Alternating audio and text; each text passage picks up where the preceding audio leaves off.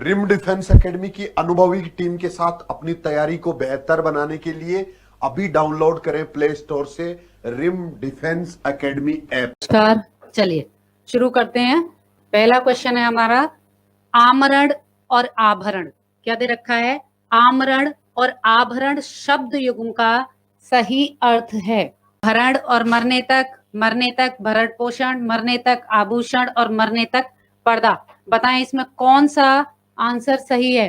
क्या है इसका आंसर? देख लेते हैं। आंसर आपका है इसका ऑप्शन नंबर सी, इसका राइट आंसर है। बी नहीं होगा। आभरण का मतलब भरण पोषण नहीं होता है, आभरण का मतलब होता है आभूषण। अगला क्वेश्चन है आपके सामने, यदि सही दिशा में परिश्रम करोगे।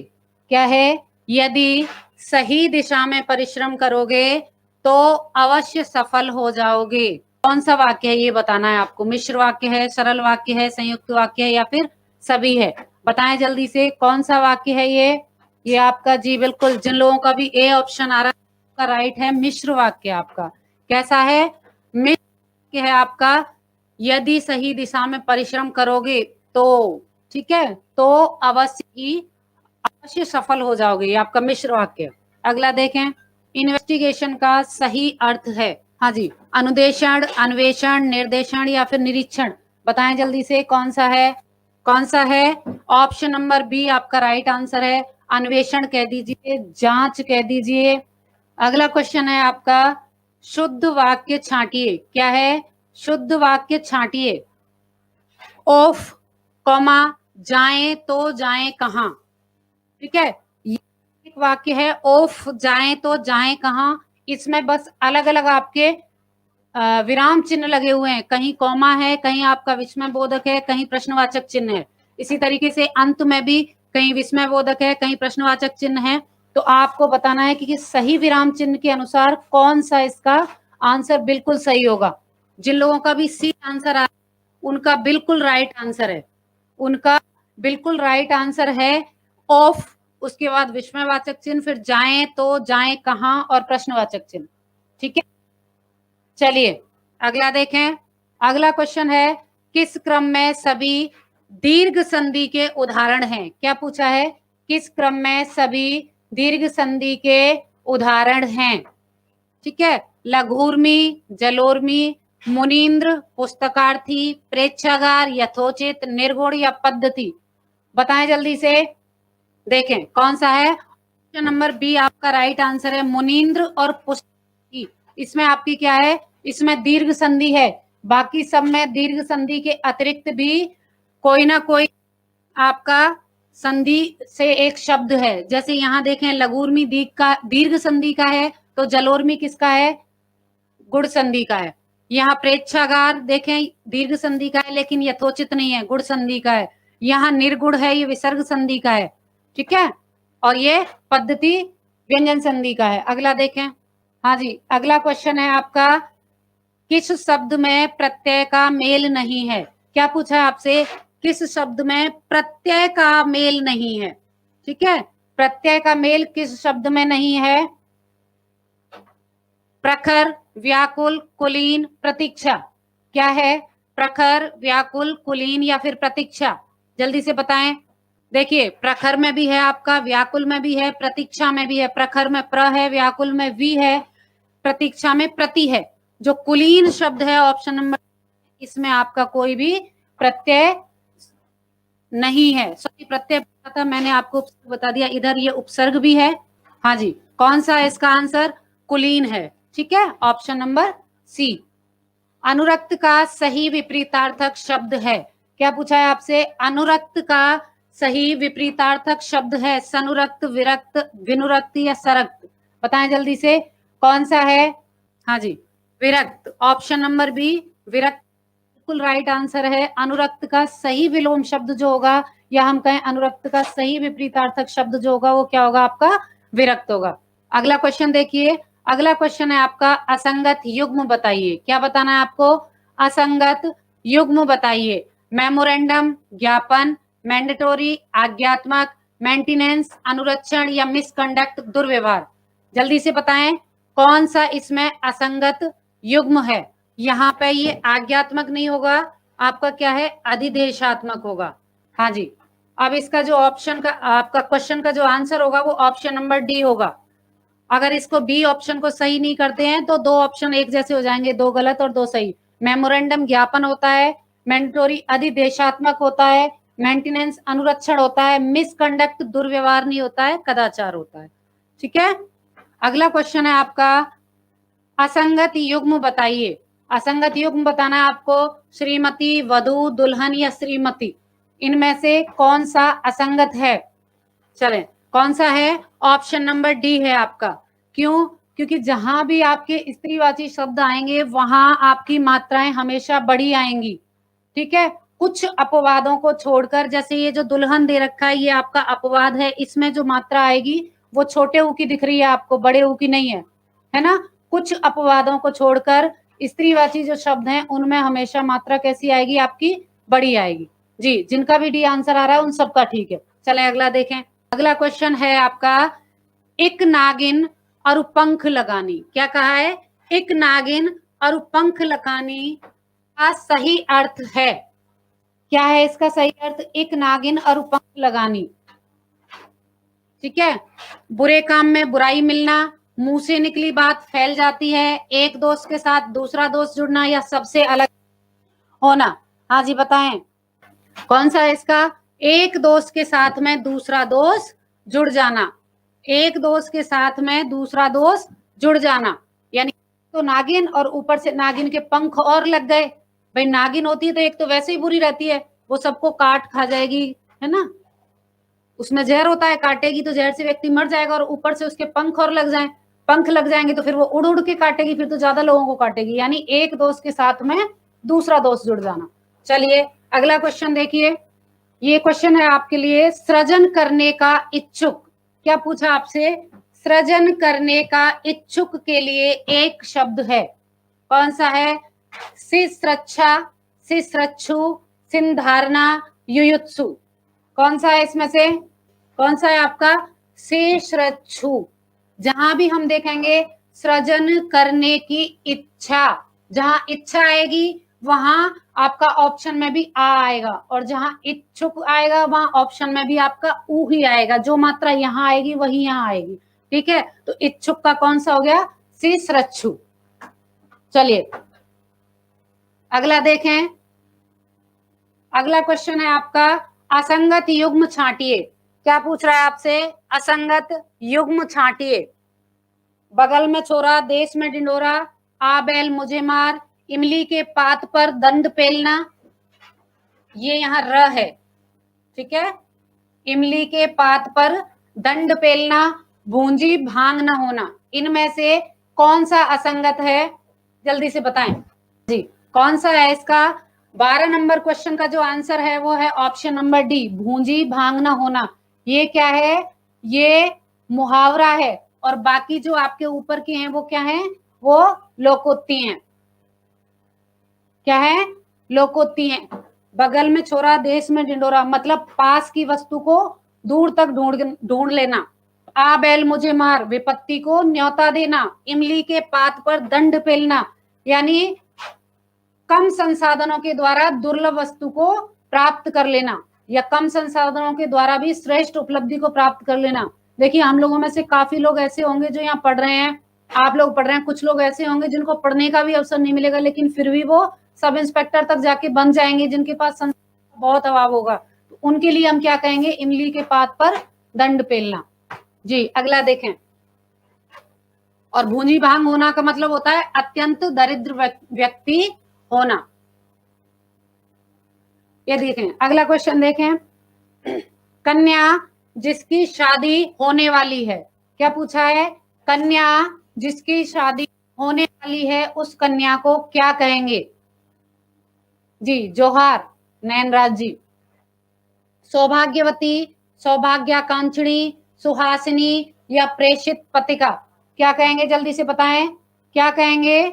ऐसी कन्या जिसकी शादी होने वाली है, हुई नहीं अभी, शादी होने वाली है। जी दंड ही पेल रहे हैं, बढ़िया है, पेलो ताकि आप लोग अच्छे से तैयारी करो और पेपर को आराम से अच्छे नंबरों से पास कर सको। हाँ जी, BACB, बिल्कुल। कौन सा रहेगा इसका? जिन लोगों का बी आंसर है उन सबका सही है। सौभाग्याकांक्षिणी, यानी अपने सौभाग्य की जो आकांक्षा कर रही है, अभी उसका सौभाग्य शुरू नहीं हुआ है ना, अभी उसकी शादी होने वाली है। हमने कई बार देखा है शादी के जो निमंत्रण पत्र आते हैं आपके पास, इनविटेशन कार्ड आते हैं, उनमें 100 लिख के, आपका ऐसे लिख के और ऐसे कर दिया जाता है, तो हम उसको पढ़ते हैं गलती से सौभाग्यवती, लेकिन वो सौभाग्यवती नहीं होता है, सौभाग्याकांक्षिणी होता है। यानी जिस कन्या की शादी होने वाली है उसको हम क्या कहेंगे? सौभाग्याकांक्षिणी कहेंगे जी। चलिए, हाँ जी, अगला क्वेश्चन देखें। ईरा प्रत्यय से बना शब्द नहीं है, क्या है? एरा प्रत्यय से बना शब्द नहीं है। सपेरा, सवेरा, घसेरा या चचेरा, जल्दी से बताएं। एरा प्रत्यय से बना शब्द नहीं है। कौन सा शब्द है जो एरा प्रत्यय से नहीं बना? हिमांशु जी, अभी ट्रेनिंग कंप्लीट नहीं हुई है, 50 क्वेश्चन है। जफरुद्दीन जी, अभी हमारे 50 की सीरीज चलेगी और संडे को आपके 100 क्वेश्चन रहा करेंगे। संडे को आपका फुल टेस्ट पेपर रहेगा और बाकी अदर डे आपके 50 क्वेश्चन रहेंगे, जिसमें सारे टॉपिक्स के क्वेश्चन कवर अप करने की कोशिश रहेगी। ठीक है, A D, हाँ 14 का AD। देखिए, ना तो A है और ना D है। अब इसके अलावा ऑप्शन बता दीजिए जी। B भी आ रहा है, कुछ लोगों का C भी आ रहा है। देखिए, जो इसका आंसर है वो है ऑप्शन नंबर B, सवेरा। सांप प्लस सपेरा होता है, घास प्लस एरा घसेरा होता है, चाचा प्लस एरा चचेरा होता है, लेकिन सवेरा में क्या होता है? सवेर प्लस आ होता है, एरा नहीं होता है। सवेर प्लस आ सवेरा होता है। ठीक है, चलिए अगला क्वेश्चन देखें। अगला क्वेश्चन है आपका, किस क्रम में सभी सत्य हैं? आपको बताना है किस क्रम में सभी सत्य हैं। चक्रांग, सिपपच्छ, कीस, कारमुख, कोदंड, सिखी, अलक, चिकुर, कुंतल, द्विज, मयंक और पश्म। इसमें बताएं फटाफट से कौन सा इसमें सभी सत्य हैं, बताएं जल्दी से। ये पर्यायवाची का है, इसमें कौन सा सही है? दीपक माहौर जी C, शबनम C, हिमांशु जी, बिल्कुल।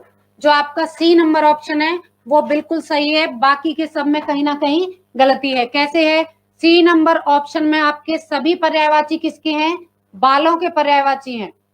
ठीक है, सभी पर्यायवाची बालों के हैं। अलग हो, चिकुर हो, कुंतल हो, ये सभी बालों के हैं। ऑप्शन नंबर 1 में चक्रांग और सिपपच्छ, ये दोनों हंस के पर्यायवाची हैं, जबकि कीस बंदर का पर्यायवाची है।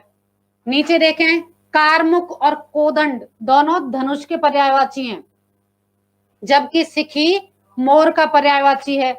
ठीक है, ऐसे ही ऑप्शन नंबर D में देखें, द्विज दांतों का भी होता है और ब्राह्मण का भी पर्यायवाची है। मयंक किसका है?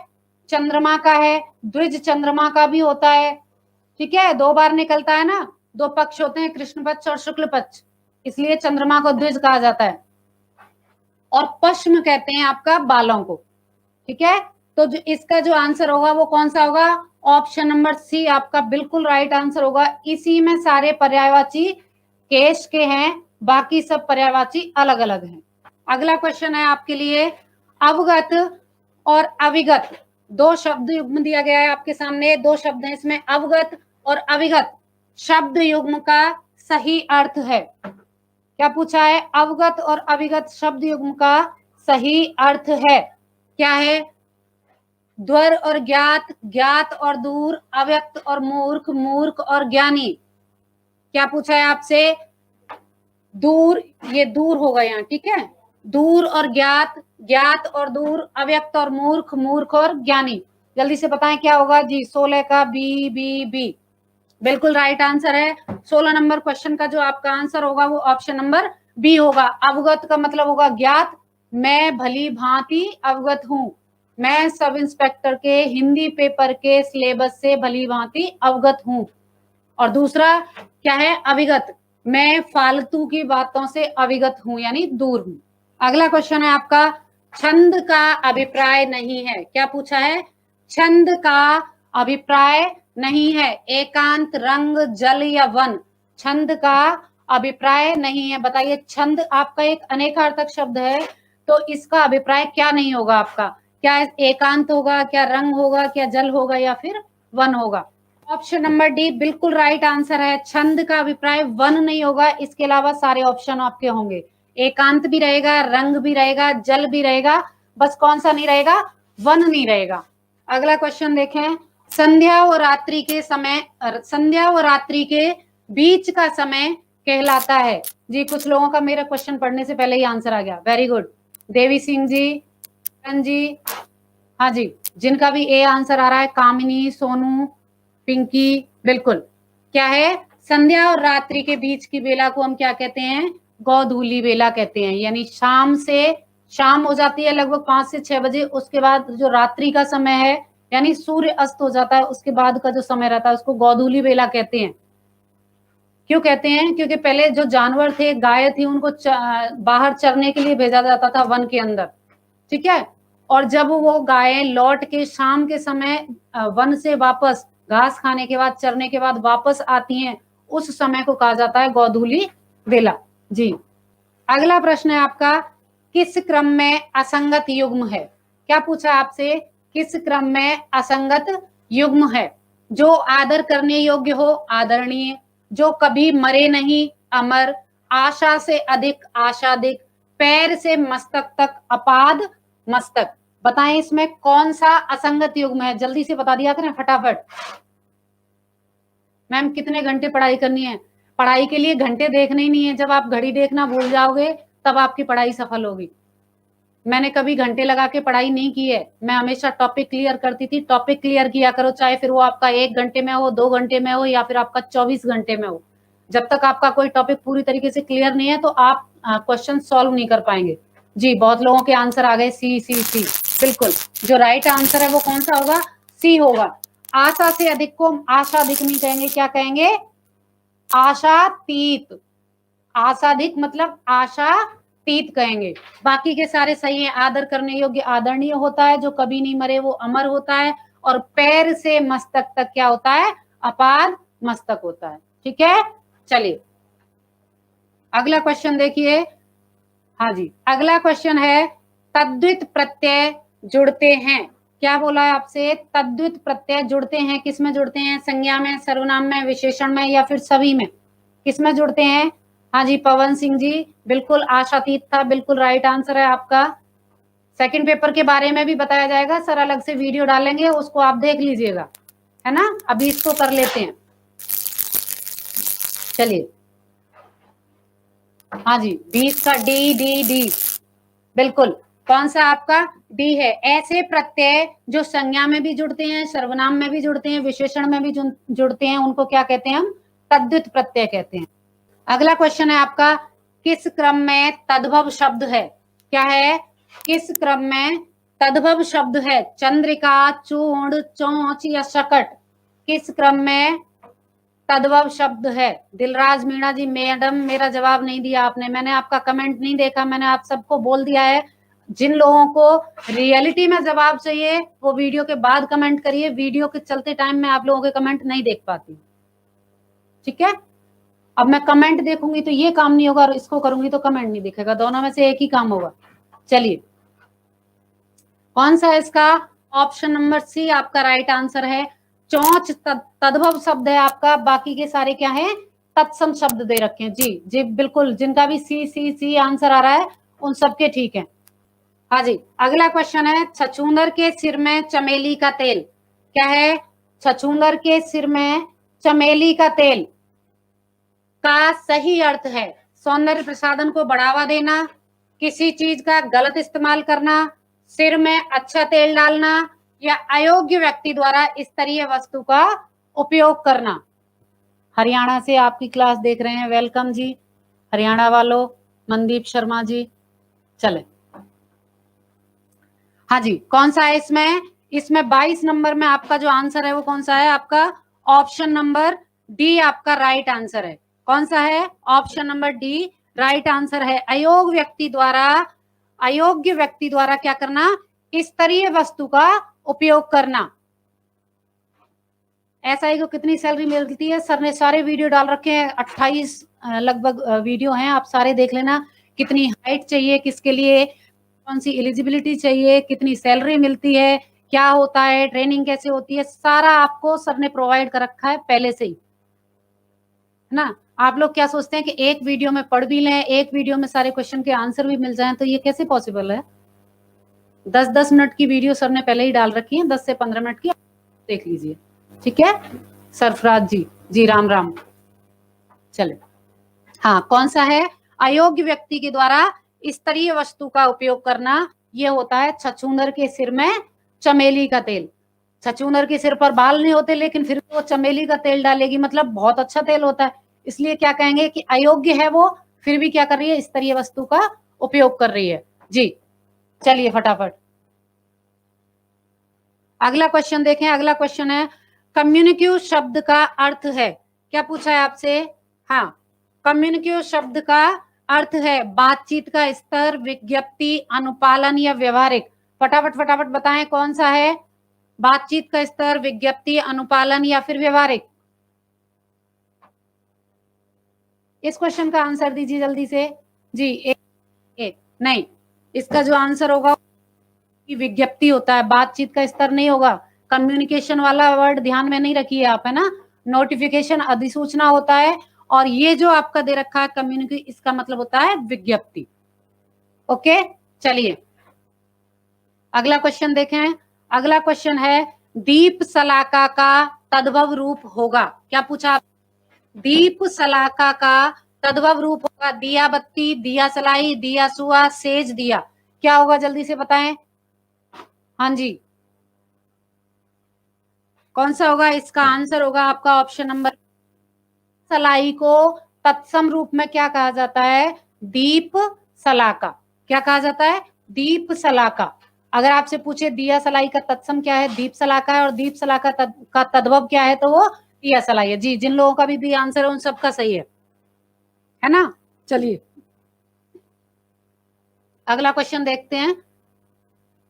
अगला क्वेश्चन है, राजा सेवक को कम्बल देता है, क्या है, राजा सेवक को कम्बल देता है, मैं कारक बताएं। राजा सेवक को कम्बल देता है, मैं कौन सा कारक है, कर्म कारक, संप्रदान कारक, कर्ण कारक या फिर संबंध कारक, कौन सा है जी। ए 25 का ए, बिल्कुल।